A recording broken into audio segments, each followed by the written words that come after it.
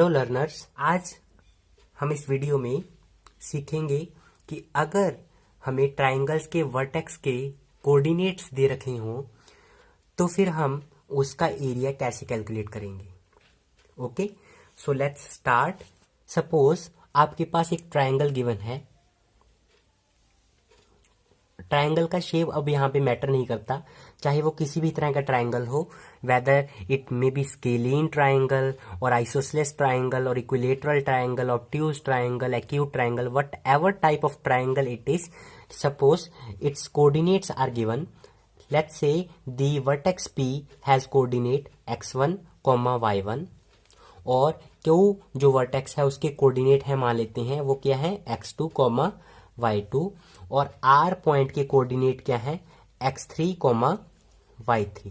तो इस केस में अगर हमने इस ट्राइंगल का एरिया निकालना है, एरिया ऑफ ट्राइंगल PQR अगर हमने निकालना है तो इसका फॉर्मूला क्या आएगा, 1/2 times x1 y2 minus y3 plus x2 y3 minus y1 plus x3 y1 minus y2। ये फॉर्मूला रहेगा इस केस में। ठीक है, अब ये फॉर्मूला कैसे आया इसको डिराइव करते हैं अभी अपन। तो चलिए मान लेते हैं कि हमारे पास ये कार्टेशियन प्लेन है, ये ओरिजिन O जहां पे x एक्सिस और y एक्सिस क्या कर रहे हैं, इंटरसेक्ट कर रहे हैं। ठीक है, मान लेते हैं इसी वाले कार्टेशियन प्लेन के अंदर हमारे पास कोई ट्राइंगल है इस तरह का।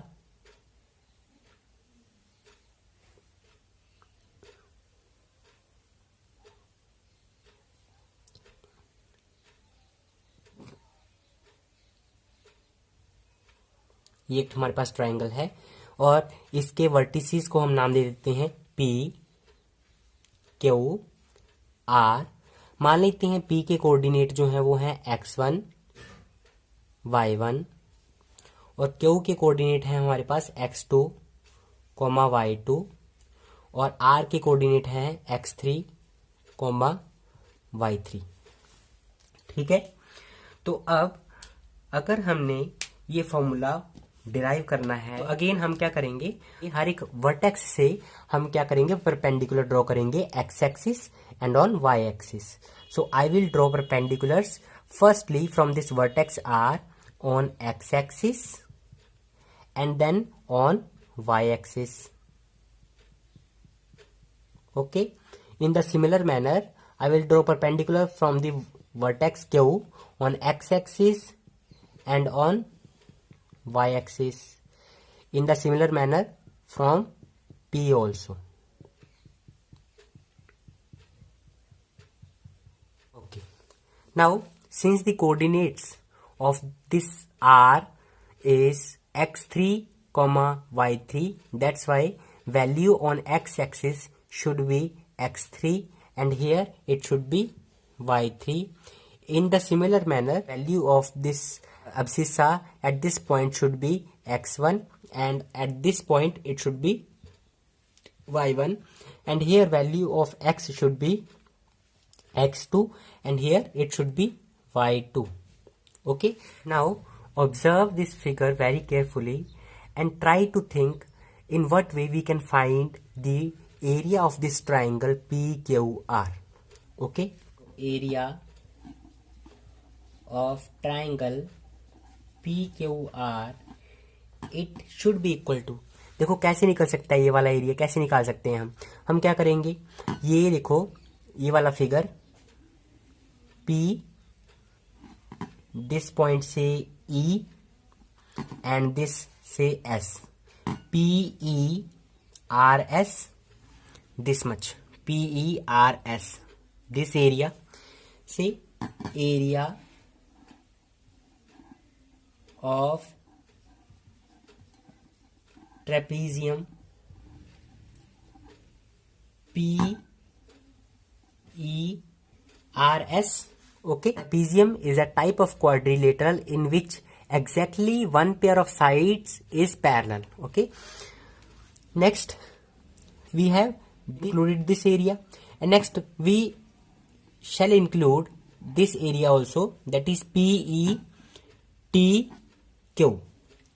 plus area of trapezium PETQ.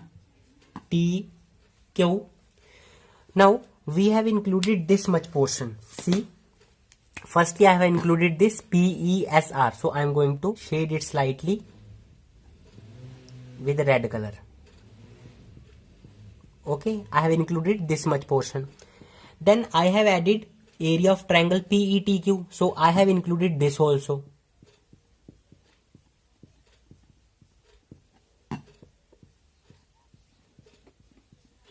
PETQ, this much area I have included, the area of this trapezium. Now see, if I subtract Q, R, S, T, this area, if I subtract this area, then I will left with this area PQR, right? Observe this again. I have taken PESR and PETQ into consideration, so I have taken this whole area. But if I will subtract this QRST, then I will left with this area only. If I subtract this, then I will left with the upper area, right? So I am going to subtract this much area. I will subtract this much area, so minus area of trapezium RSTQ. Okay, now see, SR, this is a trapezium. How? See, PE and RS, these are the parallel lines. This is a parallel pair, and other two sides PR and ES, these are non-parallel. So there is only one pair of parallel sides, and this is a quadrilateral also. So this is a trapezium. In the similar manner PETQ, इसमें भी देखो आप, जो QT है वो PE के parallel है, तो इसमें भी क्या है, एक ही पेयर है साइड्स का जो पैरेलल है, दूसरा जो पेयर है वो नॉन पैरेलल साइड्स का है, इसीलिए ये भी क्या एक ट्रेपीजियम है. ठीक है, ये भी ट्रेपीजियम है. इसी तरह से TSR और Q, ये भी एक ट्रेपीजियम है. कैसे?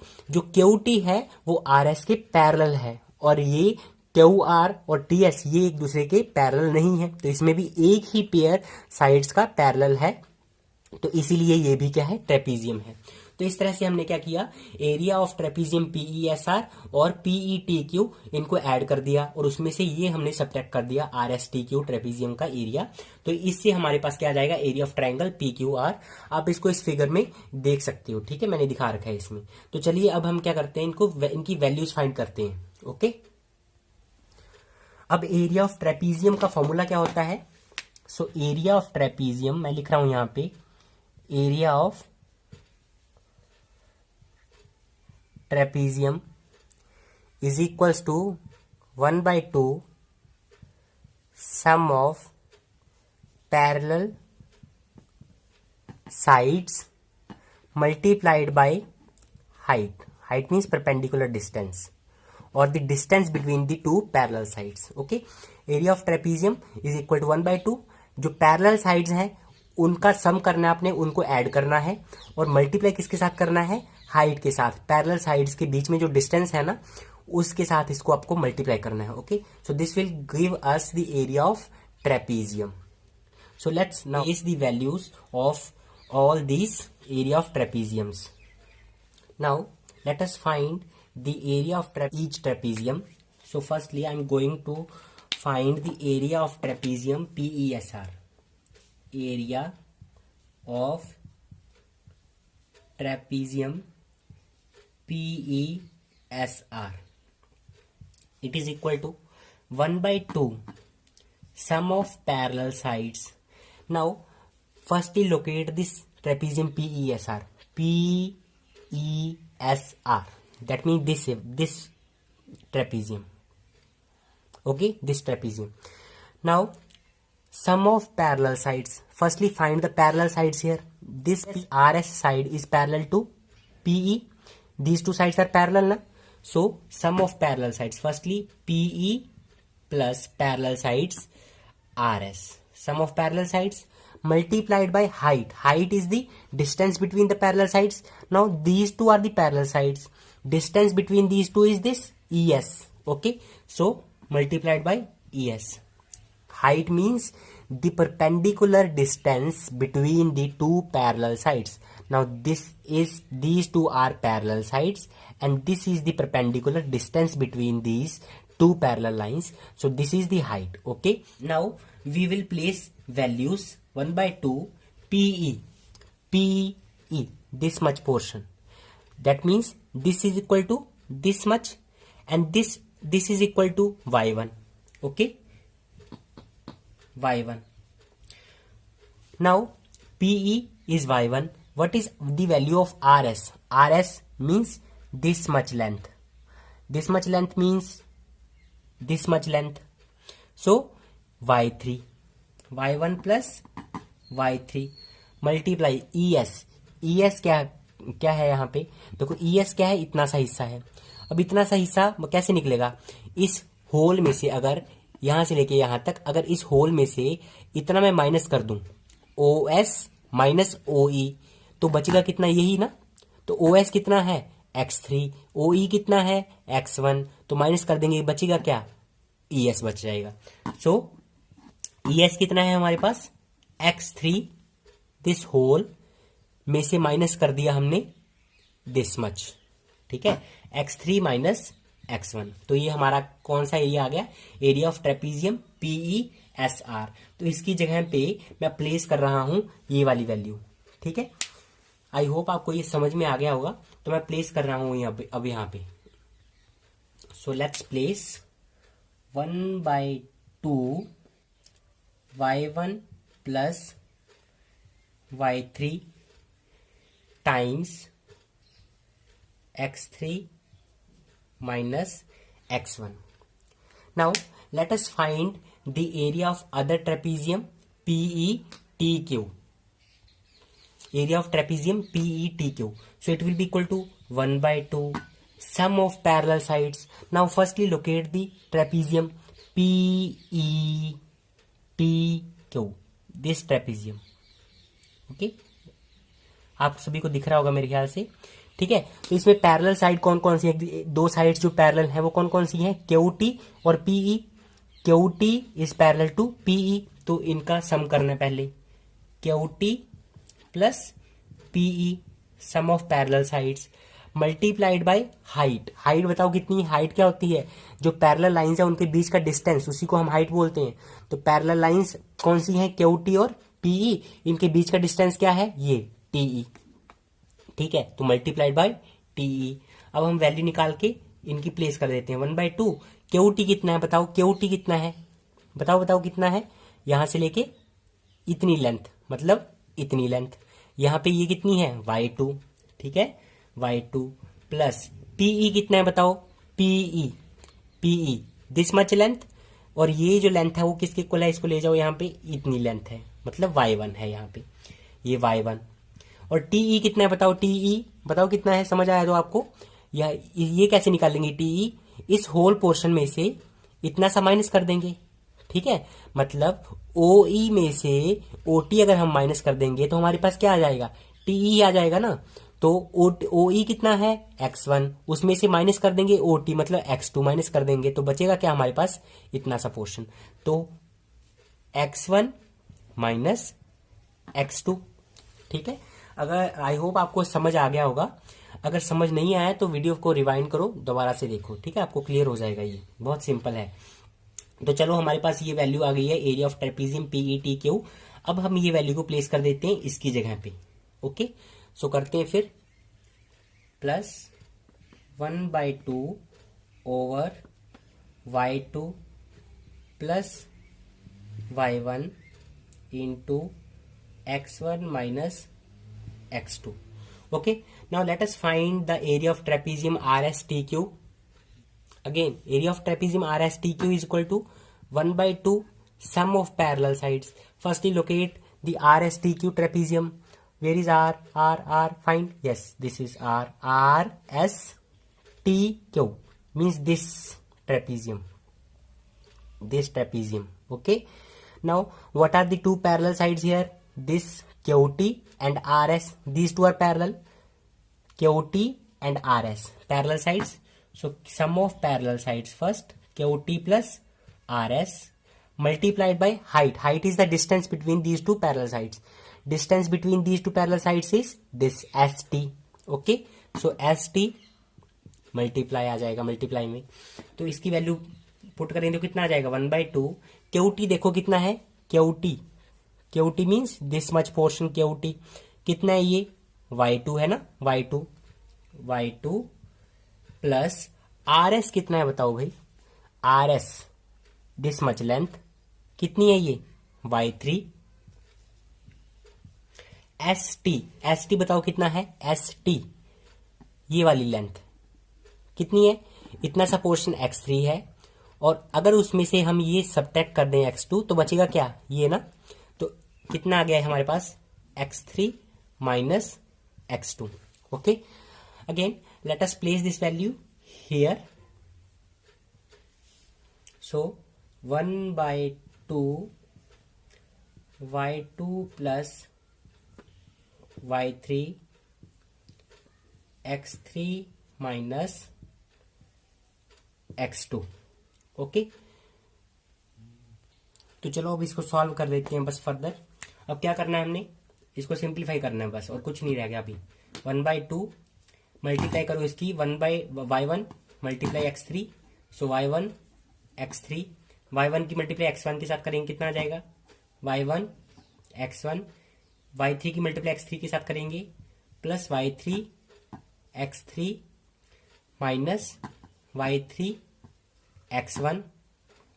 ओके, इन दोनों की मल्टीप्लाई करिए आपस में मैंने, फिर प्लस, तो फिर प्लस आ जाएगा यहाँ पे, प्लस 1/2 कितना आ जाएगा, इन दोनों की मल्टीप्लाई करो इसकी इनके साथ, कितना आ जाएगा y2 x1. y2 की मल्टीप्लाई x1 के साथ, फिर y2 की मल्टीप्लाई x2 के साथ, फिर y1 की x1 के साथ और y1 की x2 के साथ, कितना आ जाएगा y2 x1 minus y2 x2 plus y1 x1 minus y1 x2, फिर माइनस हाफ, फिर इसमें भी मल्टीप्लाई करो आप y2 की x3 के साथ, y2 की x2 के साथ, y2 x3 minus y2 x2, और फिर y3 की x3 के साथ, y3 x3 और y3 की x2 के साथ, y3 x2. ओके, अब हम क्या कर सकते हैं, अब देखो एक ये फुल टर्म है यहाँ पे, एक ये टर्म है, एक ये टर्म है. अब तीनों में क्या चीज कॉमन है, 1/2 कॉमन है, तो 1/2 कॉमन ले लेते हैं इसमें से. यहाँ पे इक्वल टू में एरिया ऑफ ट्राइंगल PQR आएगा, इधर भी आएगा एरिया ऑफ ट्राइंगल PQR, इधर भी area of triangle PQR is equal to 1/2. अब मैं कॉमन ले लिया मैंने, इन तीनों में से 1/2 कॉमन आ गया. फर्स्ट में सिर्फ यही बचेगा, 1/2 बाहर निकल गया ना, तो कितना बचेगा, 1/y1 x3 minus y1 x1 plus y3 x3 minus y3 x1, और फिर प्लस 1/2 बाहर चला गया, तो यही बचेंगे सिर्फ y2 x1 minus y2 x2, y1 x1 minus y1 x2, sorry y2 y1 x2. Okay, then ये 1/2 बाहर चला गया, तो बचेगा क्या, माइनस, और फिर ब्रैकेट में y2 x3 minus y2 x2 plus y3 x3 minus y3 x2. Okay, bracket close. Next, अब देखो इसमें से कौन सी टर्म्स कैंसिल हो रही हैं.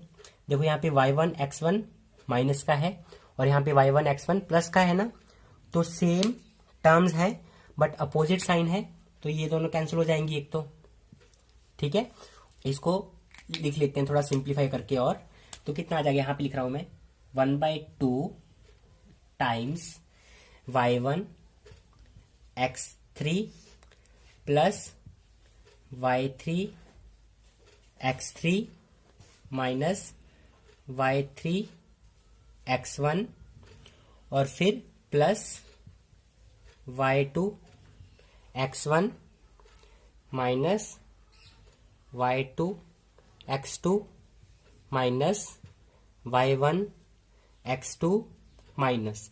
अब देखो ये माइनस और फिर अंदर है ये ब्रैकेट, फिर ब्रैकेट और फिर ये अंदर ये लिखा हुआ है, तो इसका मतलब क्या है कि ये माइनस की मल्टीप्लाई करनी है आपने सारी टर्म्स के साथ। तो minus plus minus y2 x3, okay, और फिर minus minus plus y2 x2 minus plus minus y3 x3 और माइनस मल्टीप्लाई माइनस प्लस, सो y3 x2। अब देखो कौन कौन सी टर्म्स इसमें से कैंसिल हो रही हैं। जो टर्म्स कैंसिल हो रही हैं उसको काट दो आप। देखो y3 plus y3 x3 plus में और y3 x3 माइनस में, it will get cancelled. Further y2 x2 here it is of negative sign and y2 x2 here it is of positive sign, so these will get cancelled.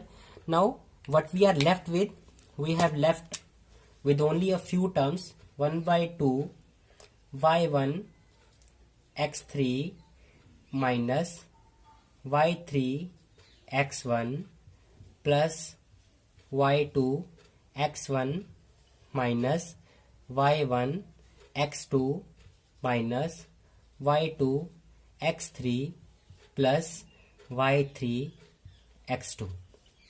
Now these are the terms we are left with. अब हम थोड़ा rearrange कर लेते हैं terms को। जो x1 वाली terms हैं जिसमें x1 है उनको आगे लेके आएंगे। इसमें देखो x1 है और इसमें भी x1 है, तो इसको लिख लेंगे पहले y2 x1 minus y3 x1। Sign के साथ ही उनको आगे पीछे करना आपने, ठीक है। इसके आगे देखो प्लस है तो प्लस के साथ ही मैं आगे लेके गया इसको, ओके। फिर दूसरी x2 वाली टर्म लिख लेते हैं। x2 वाली टर्म देखो ये पड़ी है प्लस y3 x2 और ये पड़ी है एक x2 वाली टर्म माइनस में, तो y1 x2 और फिर x3 वाली टर्म्स, तो ये पड़ी है x3 वाली term y1 plus y1 x3 minus y2 x3। अब क्या कर सकते हैं फर्दर नेक्स्ट स्टेप में 1 by 2। अब देखो इसमें से दोनों में से x1 कॉमन आ सकता है, तो x1 कॉमन ले लेते हैं, y2 माइनस y3। यहां से x1 कॉमन गया तो y2 बच के अंदर, माइनस यहां कितना बचा y3, प्लस इन दोनों में से x2 कॉमन ले लेते हैं, तो क्या बचेगा हमारे पास y3 माइनस y1 और फिर प्लस यहां पे इन दोनों में से x3 अगर हम कॉमन ले लेंगे तो क्या आएगा y1 माइनस y2, ठीक है। तो यही तो है हमारा रिक्वायर्ड फॉर्मूला, देखो उसके साथ मैच कर रहा है, ठीक है। तो एरिया ऑफ ट्राइंगल का फॉर्मूला है हमारे पास ये फाइनली, ठीक है। ये हमने डिराइव कर लिया इसको। आज के लिए सिर्फ इतना ही। Thank you for watching this video. Next video में हम इससे रिलेटेड कुछ प्रॉब्लम्स सॉल्व करेंगे और इसी सेम फॉर्मूला को अलग अलग तरीकों से कैसे लिख सकते हैं वो भी हम डिस्कस करेंगे, ओके।